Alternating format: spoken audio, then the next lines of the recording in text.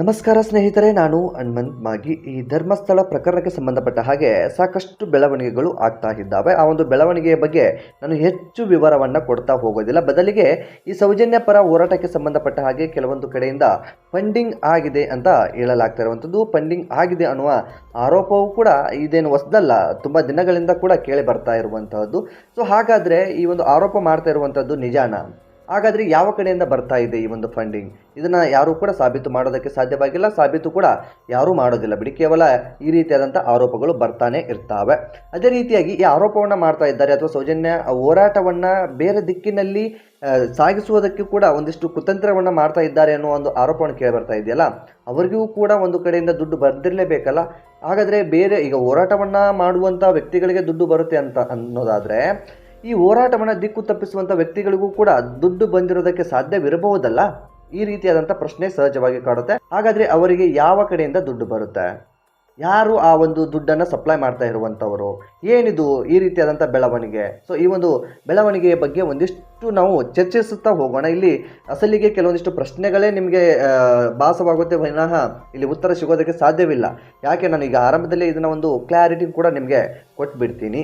ಯಾಕೆ ಈ ಒಂದು ಮಾತನ್ನು ಹೇಳ್ತಾ ಇದ್ದೀನಿ ಅಂತಂದರೆ, ಸೌಜನ್ಯ ಪ್ರಕರಣ ಅಷ್ಟು ಸುಲಭವಾಗಿ ಮುಗಿಯುವಂತಹ ಪ್ರಕರಣವೂ ಅಲ್ಲ. ಆ ಸೌಜನ್ಯ ಸಾವನ್ನಪ್ಪಿ ಆ ಒಂದು ಕೊನೆಯದಾಗಿ ಕುಟುಂಬಕ್ಕೆ ದೊರೆತಿರ್ತಕ್ಕಂಥ ಒಂದು ಫೋಟೋ ಅಥವಾ ವಿಡಿಯೋ ಅಥವಾ ಕುಟುಂಬದವರು ನೋಡಿರ್ತಕ್ಕಂಥ ಸ್ಥಿತಿ ಇದೆಯಲ್ಲ, ಆ ಒಂದು ಸ್ಥಿತಿಯನ್ನು ಯಾವ ಹೆಣ್ಣು ಮಕ್ಕಳಿಗೂ ಕೂಡ ಯಾರೂ ಬಯಸೋದಕ್ಕೆ ಸಾಧ್ಯವೇ ಇಲ್ಲ. ಅಂತಹ ಕೆಟ್ಟ ಸ್ಥಿತಿಯಲ್ಲಿ ಸೌಜನ್ಯ ಆ ದಿನ ಕಾಣಿಸಿಕೊಂಡಿದ್ಲು. ಸೊ ಅದೊಂದು ಸಂಪೂರ್ಣವಾದಂತಹ ಮುಗಿಯದೇ ಇರುವಂತಹ ಒಂದು ತನಿಖೆ ಕೂಡ ಆಗಿದೆ. ಈಗಾಗಲೇ ಇದಕ್ಕೆ ಸಂಬಂಧಪಟ್ಟ ಹಾಗೆ ಏನೇನೆಲ್ಲ ಆಗಬೇಕಾಗಿತ್ತೋ ಹಾಗೆ ಹೋಗ್ಬಿಟ್ಟಿದೆ. ಆದರೆ ತನಿಖೆ ಯಾವುದೋ ಒಂದು ಮೂಲೆಯಲ್ಲಿ ಹಳ್ಳ ಹಿಡಿದು ಹೋಗಿತ್ತು. ಹಾಗಾಗಿ ಸೌಜನ್ಯಗೆ ಇದುವರೆಗೂ ಕೂಡ ನ್ಯಾಯ ಸಿಗೋದಕ್ಕೆ ಸಾಧ್ಯವಾಗಲಿಲ್ಲ. ಈ ಸಂತೋಷ್ ರಾವ್ ಆರೋಪಿ ಅಂತ ಕೂಡ ಅವನನ್ನು ಜೈಲಲ್ಲಿ ಇಡಲಾಗಿತ್ತು. ಭವಿಷ್ಯವೇ ಹಾಳಾಗಿ ಹೋಯಿತು ಬಿಡಿ, ಅದು ಬೇರೆ ವಿಚಾರ. ಈಗ ಅದನ್ನು ಯಾರು ಕೂಡ ತಂದು ಕೊಡೋದಕ್ಕೆ ಸಾಧ್ಯವಿಲ್ಲ. ನಾವು ಕೂಡ ತಂದು ಕೊಡೋದಕ್ಕೆ ಆಗೋದಿಲ್ಲ, ನೀವು ಕೂಡ ತಂದು ಕೊಡೋದಕ್ಕೆ ಆಗೋದಿಲ್ಲ. ಆರೋಪಗಳನ್ನು ಮಾಡಿರ್ತಕ್ಕಂಥವರು ಕೂಡ ತಂದು ಕೊಡೋದಕ್ಕೆ ಸಾಧ್ಯವಿಲ್ಲ, ಯಾರೂ ಕೂಡ ತಂದು ಕೊಡೋದಕ್ಕೆ ಸಾಧ್ಯವೇ ಇಲ್ಲ. ಅಂತಹ ಕೆಟ್ಟ ಪರಿಸ್ಥಿತಿ ಆ ಒಂದು ವ್ಯಕ್ತಿಗೆ ಆಗೋಗ್ಬಿಟ್ಟಿದೆ. ಅಂತ ಹಿಂಸೆ ಇದೆಯಲ್ಲ. ಸೊ ಇಲ್ಲಿ ನಮ್ಮ ವ್ಯವಸ್ಥೆಗಳೇ ಹಾಗಿದ್ದಾವೆ. ನಮ್ಮ ವ್ಯವಸ್ಥೆಗಳನ್ನು ಯೋಚನೆ ಮಾಡ್ತಾ ಹೋದರೆ ನಮ್ಮ ವ್ಯವಸ್ಥೆಗಳು ಕೆಟ್ಟು ಕೆರಕಲಾಗಿ ಹೋಗ್ಬಿಟ್ಟಿದ್ದಾವೆ. ಹೊಟ್ಟೆ ಉರಿಯುತ್ತೆ. ಯಾರೋ ಮಾಡಿದ ತಪ್ಪಿಗೆ ಇನ್ಯಾರೋ ಶಿಕ್ಷೆಗಳನ್ನು ಅನುಭವಿಸ್ತಾ ಇದ್ದಾರೆ. ಯಾರೋ ಹೋರಾಟವನ್ನು ಮಾಡ್ತಾ ಇದ್ದರೆ ಹೋರಾಟಕ್ಕೆ ಬೆಂಬಲವನ್ನು ನೀಡದೆ ಅವರನ್ನು ಕುಗ್ಗಿಸುವಂಥ ಕೆಲಸಗಳು ಹೆಚ್ಚಾಗ್ತಾ ಇದ್ದಾವೆ. ಸೊ ಎಂಥ ಕೆಟ್ಟ ಸಮಾಜ ನಮ್ಮದಿದೆ, ಒಂದು ಕ್ಷಣ ನಾವೆಲ್ಲರೂ ಕೂಡ ಗಮನ ಹರಿಸಲೇಬೇಕಾಗಿರ್ತಕ್ಕಂಥದ್ದು. ಸೊ ತುಂಬ ಕೆಟ್ಟ ಸಮಾಜದಲ್ಲಿ ನಾವು ಬದುಕ್ತಾ ಇದ್ದೇವೆ.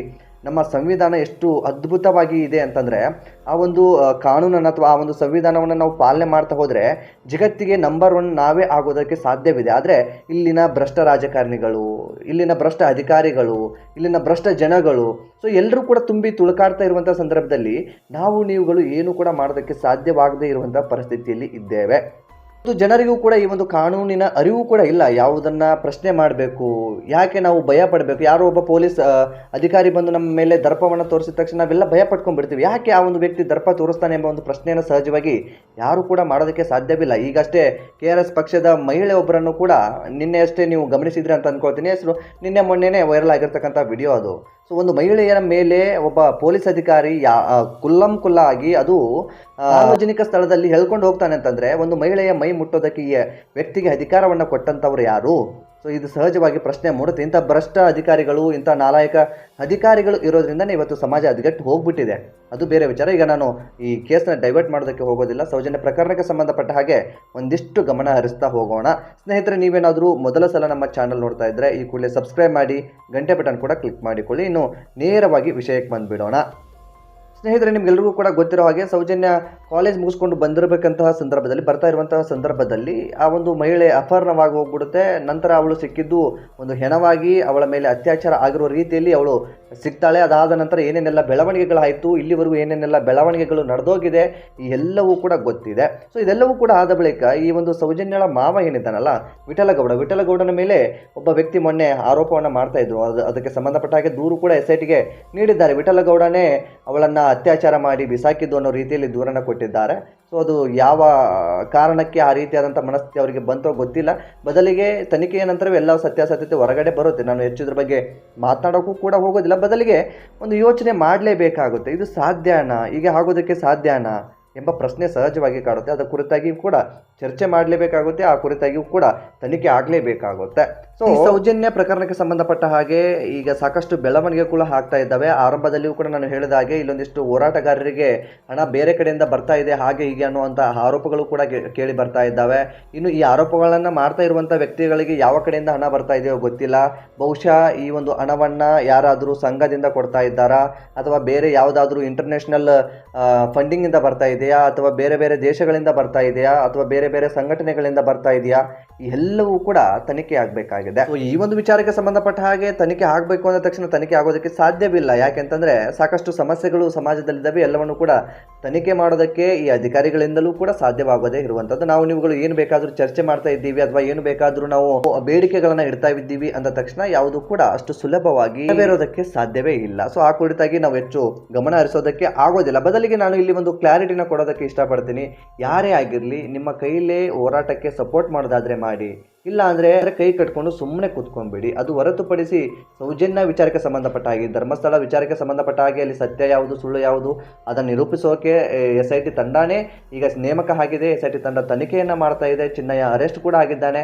ಚಿನ್ನಯ್ಯನಿಂದ ಹೇಳಿಕೆಗಳನ್ನು ಕೂಡ ಪಡೆದುಕೊಂಡಿದ್ದಾರೆ. ಸೊ ಅದೆಲ್ಲವೂ ಕೂಡ ನಡೀತಾ ಇದೆ. ಇನ್ನು ಸಂಬಂಧಪಟ್ಟ ಕೆಲವೊಂದಿಷ್ಟು ಜನರ ಮೇಲೆ ಆರೋಪ ಏನು ಕೇಳಿ ಬರ್ತಾ ಇದೆ, ಆ ಒಂದು ಆರೋಪಕ್ಕೆ ಸಂಬಂಧಪಟ್ಟ ಹಾಗೆ ಒಂದಿಷ್ಟು ಜನರ ತನಿಖೆಯೂ ಕೂಡ ಆಗ್ತಾ ಇದೆ. ಸೊ ಎಲ್ಲವೂ ಕೂಡ ನಡೀತಾ ಇದೆ ಈ ಧರ್ಮಸ್ಥಳ ಬುರುಡೆ ಪ್ರಕರಣಕ್ಕೆ ಸಂಬಂಧಪಟ್ಟ ಹಾಗೆ. ಇನ್ನು ಸೌಜನ್ಯ ವಿಚಾರಕ್ಕೆ ಸಂಬಂಧಪಟ್ಟ ಹಾಗೆ ಇನ್ನು ಸಾಕಷ್ಟು ಚರ್ಚೆಗಳಾಗಬೇಕಾಗಿದೆ, ಸಾಕಷ್ಟು ತನಿಖೆ ಆಗಬೇಕಾಗಿದೆ, ಸತ್ಯಾಸತ್ಯತೆ ಹೊರಬರಬೇಕಾಗಿದೆ. ಸತ್ಯಾಸತ್ಯತೆ ಏನು ಎಂಬುದು ಜನಕ್ಕೆ ತಲುಪಬೇಕಾಗಿದೆ. ಅದು ಸೌಜನ್ಯ ಪ್ರಕರಣವೇ ಬೇರೆ, ಧರ್ಮಸ್ಥಳ ಬುರುಡೆ ಪ್ರಕರಣವೇ ಬೇರೆ. ಎರಡೂ ಕೂಡ ಒಂದೇ ಹೋಲಿಕೆ ಮಾಡೋದಕ್ಕೆ ಹೋಗಬೇಡಿ. ಇಲ್ಲಿ ಬುರುಡೆ ಪ್ರಕರಣ ಎಷ್ಟು ಸತ್ಯ ಎಷ್ಟು ಸುಳ್ಳು ಎಂಬುದನ್ನು ಕೂಡ ನಾವು ಕಾದು ನೋಡಬೇಕಾಗಿದೆ. ಇಲ್ಲಿ ಸತ್ಯ ಅಥವಾ ಇಲ್ಲಿ ಸಾಕ್ಷಿ ಯಾವುದೂ ಕೂಡ ನಮಗೆ ಅಷ್ಟು ಸುಲಭವಾಗಿ ಸಿಗೋದಕ್ಕೆ ಸಾಧ್ಯವಿಲ್ಲ. ಬದಲಿಗೆ ಸೌಜನ್ಯ ಪ್ರಕರಣದಲ್ಲಿ ಹಾಗಲ್ಲ. ಅವಳು ಕೊನೆಯದಾಗಿ ಸಿಕ್ಕಿರ್ತಕ್ಕಂತಹ ಪರಿಸ್ಥಿತಿ ಯಾವ ರೀತಿಯಲ್ಲಿ ಇತ್ತು ಎಂಬುದು ಎಲ್ಲವೂ ಕೂಡ ದಾಖಲೆಗಳಿದ್ದಾವೆ. ಹಾಗಾದ್ರೆ ಅದನ್ನು ಮಾಡಿದವರು ಯಾರು ಎಂಬುದು ಕೂಡ ಪ್ರಶ್ನೆಯಾಗಿ ಉಳಿದುಕೊಂಡಿದೆ. ಕೆಲವೊಂದಿಷ್ಟು ದೊಡ್ಡವರ ಮೇಲೆ ಆರೋಪಗಳು ಕೂಡ ಕೇಳಿ ಬರ್ತಾ ಇದೆ. ಅವರನ್ನ ಯಾಕೆ ತನಿಖೆ ಮಾಡಬೇಕು ಅನ್ನೋದು ಕೆಲವೊಂದು ಜನರ ಪ್ರಶ್ನೆ ಆದ್ರೆ, ಅವರನ್ನ ತನಿಖೆ ಮಾಡಲೇಬೇಕು ಅನ್ನೋದು ಮತ್ತೊಂದಿಷ್ಟು ಜನರ ಪ್ರಶ್ನೆ ಆಗಿದೆ. ಅಂದ್ರೆ ಪರ ವಿರೋಧಗಳು ಇದ್ದೇ ಇರುತ್ತೆ. ಈ ಒಂದು ವಿಚಾರಕ್ಕೆ ಸಂಬಂಧಪಟ್ಟ ಹಾಗೆ ಒಂದು ಹೆಣ್ಣಿನ ಮೇಲೆ ಅನ್ಯಾಯ ಆಗಿರೋದನ್ನ ಪರ ವಿರೋಧವಾಗಿ ತೆಗೆದುಕೊಳ್ಳೋದಕ್ಕೆ ಹೋಗಬೇಡಿ. ಎಲ್ಲರ ಮನೆಯ ಹೆಣ್ಣು ಅಷ್ಟೇ. ಎಲ್ಲರ ಮನೆಯಲ್ಲೂ ಕೂಡ ಅಕ್ಕ ತಂಗಿ ಅಮ್ಮ ಎಲ್ಲರೂ ಕೂಡ ಇದ್ದಾರೆ. ಸೊ ಎಲ್ಲವೂ ಕೂಡ ಇದ್ದಂತಹ ಸಂದರ್ಭದಲ್ಲಿ ಆ ಒಂದು ಸ್ಥಳದಲ್ಲಿ ಅಥವಾ ಆ ಒಂದು ಸೌಜನ್ಯ ಜಾಗದಲ್ಲಿ ನಿಮ್ಮ ಮನೆಯ ಹೆಣ್ಣು ಮಗಳು ಇದ್ರೆ ನೀವು ಹೀಗೆ ಮಾತನಾಡ್ತಾ ಇದ್ರಾ, ನೀವು ಏನ್ ಮಾಡ್ತಾ ಇದ್ರಿ ಎಂಬುದನ್ನು ಕೂಡ ನೀವು ಪ್ರಶ್ನೆ ಮಾಡಿಕೊಳ್ಳಲೇಬೇಕಾಗಿದೆ.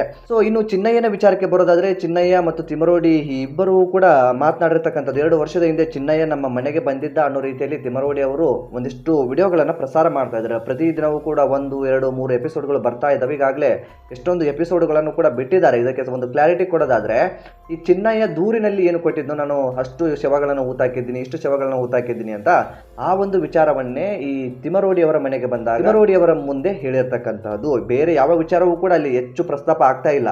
ಈ ದೂರಿನಲ್ಲಿ ಏನಿದೆಯೋ ಅದಕ್ಕೆ ಸಂಬಂಧಪಟ್ಟ ಹಾಗೇನೆ ಆ ಒಂದು ಮಾಹಿತಿಯನ್ನು ಕೂಡ ಆ ಹಿಂದೆನೂ ಆ ವ್ಯಕ್ತಿ ಕೊಟ್ಟಿದ್ದ. ತಿಮರೋಡಿ ಅವರ ಮನೆಗೆ ಬಂದಾಗ ನಾನು ಸಾಕ್ಷಿಯನ್ನು ಹೇಳ್ತೀನಿ, ನನ್ನ ಸಪೋರ್ಟ್ ಬೇಕಾಗಿದೆ ನನಗೆ ಎಂಬ ಒಂದು ಮಾತುಗಳನ್ನು ಕೂಡ ಆ ಒಂದು ವ್ಯಕ್ತಿ ಹೇಳಿದ್ದ. ಇನ್ನು ಅದಕ್ಕೆ ಹೊರತುಪಡಿಸಿ ಒಂದಿಷ್ಟು ಹೆಚ್ಚು ಮಾತುಗಳನ್ನು ಕೂಡ ಆ ತಿಮರೋಡಿ ಅವರ ಮನೆಯಲ್ಲಿ ಪ್ರಸ್ತಾಪ ಮಾಡಿದ್ದ ಆ ಒಂದು ವಿಚಾರಕ್ಕೆ ಸಂಬಂಧಪಟ್ಟ ಹಾಗೆ.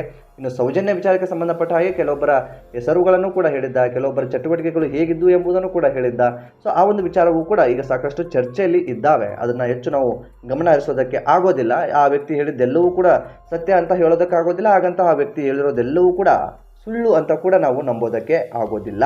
ಒಟ್ಟಾರೆ ಎಲ್ಲವೂ ಕೂಡ ತನಿಖೆಯ ನಂತರ ಹೊರಬರೋದಕ್ಕೆ ಸಾಧ್ಯ. ಇನ್ನು ಚಿನ್ನಯ್ಯನ ವಿಚಾರಕ್ಕೆ ಸಂಬಂಧಪಟ್ಟ ಹಾಗೆ ಚಿನ್ನಯ್ಯ ಅರೆಸ್ಟ್ ಕೂಡ ಆಗಿದ್ದಾನೆ. ಚಿನ್ನಯ್ಯನ ತನಿಖೆ ಕೂಡ ಆರಂಭವಾಗಿದೆ. ಚಿನ್ನಯ್ಯ ಎಲ್ಲ ಸತ್ಯವನ್ನು ಕೂಡ ಹೊರಗೆ ಹಾಕೋದಕ್ಕೆ ಸಾಧ್ಯವಾಗುತ್ತೆ. ಕೆಲವೇ ದಿನದಲ್ಲಿ ಇದರ ರಿಸಲ್ಟ್ ಕೂಡ ಎಲ್ಲರಿಗೂ ಕೂಡ ದೊರೆಯುವಂತಹ ಸಂದರ್ಭ ಎದುರಾಗುತ್ತೆ. ಸೊ ಎಲ್ಲರೂ ಕೂಡ ಕಾದು ನೋಡಬೇಕಾಗಿದೆ. ಅದೇನೇ ಇರಲಿ, ಸೌಜನ್ಯ ಪ್ರಕರಣಕ್ಕೆ ಸಂಬಂಧಪಟ್ಟ ಹಾಗೆ ಸೌಜನ್ಯಾಳಿಗೆ ನ್ಯಾಯ ಸಿಗಬೇಕು ಎಂಬುದು ರಾಜ್ಯದ ಎಲ್ಲ ಜನರ ಅಭಿಪ್ರಾಯವೂ ಕೂಡ ಅಂತ ಹೇಳಿದ್ರು ಕೂಡ ತಪ್ಪಾಗ್ಲಿಕ್ಕಿಲ್ಲ.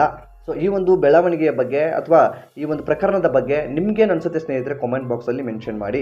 ನೀವೇನಾದರೂ ಮೊದಲ ಸಲ ನಮ್ಮ ಚಾನಲ್ ನೋಡ್ತಿದ್ರೆ ಈ ಕೂಡಲೇ ಸಬ್ಸ್ಕ್ರೈಬ್ ಮಾಡಿ, ನೋಟಿಫಿಕೇಶನ್ ಬೆಲ್ ಐಕನ್ ಕೂಡ ಕ್ಲಿಕ್ ಮಾಡಿಕೊಳ್ಳಿ. ಆದಷ್ಟು ಈ ಒಂದು ವಿಡಿಯೋನ ನಿಮ್ಮ ಫ್ರೆಂಡ್ಸ್ ಹಾಗೂ ಫ್ಯಾಮಿಲಿಗೂ ಕೂಡ ಶೇರ್ ಮಾಡಿ. ಯಾಕೆ ಈ ಒಂದು ಮಾಹಿತಿಯನ್ನು ಶೇರ್ ಮಾಡಿ ಅಂತ ಹೇಳ್ತಾ ಇದ್ದೀನಿ ಅಂದರೆ, ಎಲ್ಲರಿಗೂ ಕೂಡ ಅಸಲಿ ಸತ್ಯಾಸತ್ಯತೆಗಳು ಏನೇನೆಲ್ಲ ಆಗ್ತಾ ಇದ್ದಾವೆ ಸಮಾಜದಲ್ಲಿ ಎಲ್ಲವೂ ಕೂಡ ಗೊತ್ತಾಗಬೇಕಾಗುತ್ತೆ. ಹಾಗಾಗಿ ಈ ಒಂದು ವಿಡಿಯೋನ ಅವರಿಗೂ ಕೂಡ ಶೇರ್ ಮಾಡಿ.